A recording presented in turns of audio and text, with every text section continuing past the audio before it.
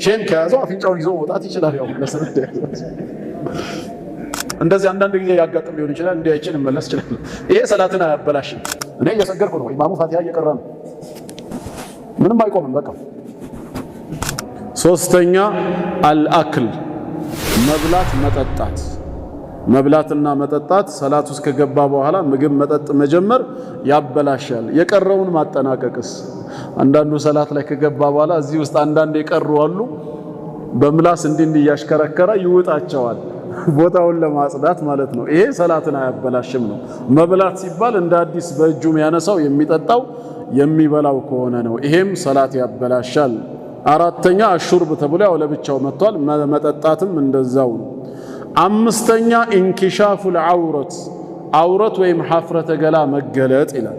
ያው የወንድ ልጅ ዐውረት ግዳጅ የተደረገው ከእምብርት እስከ ጉልበት ከፊትም ከኋላም ነው። ያ መገለጡ ሰላት ያበላሻል ነው።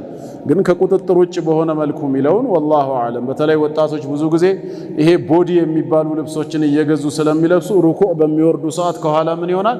ይከፈታል። እጁን እንዲህ ይይዛል። ወይ ደግሞ ከፊት ያለው ሰው እጁን ይሰነዝርና ከኋላ ያለው ስጁድና ሩኩዕ ላይ። ከሁሉ በፊት አላህን ሊፈሩ ይገባል። ሰላት ላይ በምንቆምበት ሰዓት ሰውነታችንን ሊሸፍን የሚችል ልብስ መልበስ አለብን። ከኋላ የሚከፈት ከሆነ ያ ነገር ላይበቃ ነው ማለት ነው። ሰላትም ሊያበላሽ ነው። ስለዚህ ወይ ከነቴራ ወይ ቲሸርቱ የረዘመ መሆን አለበት።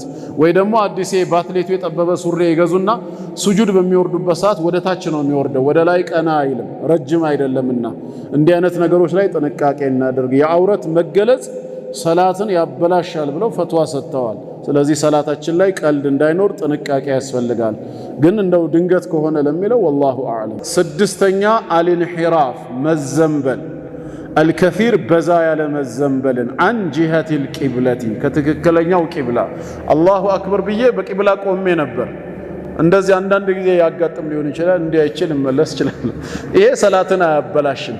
ብዙ አይደለም የሚባለው 90 ዲግሪ ከሆነ ሲዞርኩት እንደዚህ ማለት ነው አለቀ፣ ከሰላቱ ወጥቷል ነው። ብዙ የሆነ መዘንበል ከቂብላ ሰላትን ያበላሻል። አንዳንድ ጊዜ ግን ለኢማሞች የማእሙሙን ሰላት ለማስተካከል በሚሰግዱበት ሰዓት እንዲዞረው ማየት ይችላሉ። ነቢያችን ሰለላሁ ዐለይሂ ወሰለም ወደ ኋላችን ዞረው ሲያዩ እሳቸው ቁጭ ብለው ሲያሰግዱ ቆሞን አዩን። ፈአሻረ ቢየዲሂ በእጃቸው ተቀመጡ ብለው ምልክት ሰጥተውናል ነው። የማእሙሙን ሰላት ለማስተካከል ኢማም በዚህ መልኩ መዞር እንደሚችል ያሳያል ነው። ከዛ ውጭ ግን በዛ ያለ እንቅስቃሴ ከሆነ ሰላቱን ከቂብላ ሙሉ በሙሉ ወጥቷል የሚያሰኘው ከሆነ ያበላሻል ነው። ቂብላን መጠበቅ አለብን ነው። ሰባተኛ አልዓበቱል ከፊር ብዙ የሆነ ላግጣ ጫወታ በሰውነታችን ማለት ነው። ጫወታ ማብዛት ፊ ሰላት አልሙተዋሊ ተከታታይ የሆነ ያልተቋረጠ ፊ ሰላት በሰላት ላይ እኔ እየሰገድኩ ነው፣ ኢማሙ ፋቲሃ እየቀራ ነው፣ ምንም አይቆምም።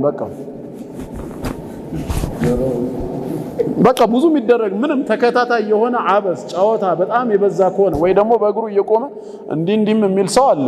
በጣም ተከታታይ የሆነና የበዛ ከሆነ አጠቃላይ ከሰላቱ እንደወጣ ይቆጠራል ነውና፣ ስለዚህ ሰላታችን ላይ ጥንቃቄ ልናደርግም ይገባል እንጂ አንዳንዴ ሊከሰት የሚችል ነገር ነው። ጺሙንም ሊያስተካክል ኮፍያውንም ወይንም ደግሞ ሌላው መነጽሩን እንዲያስተካክሎ አለ።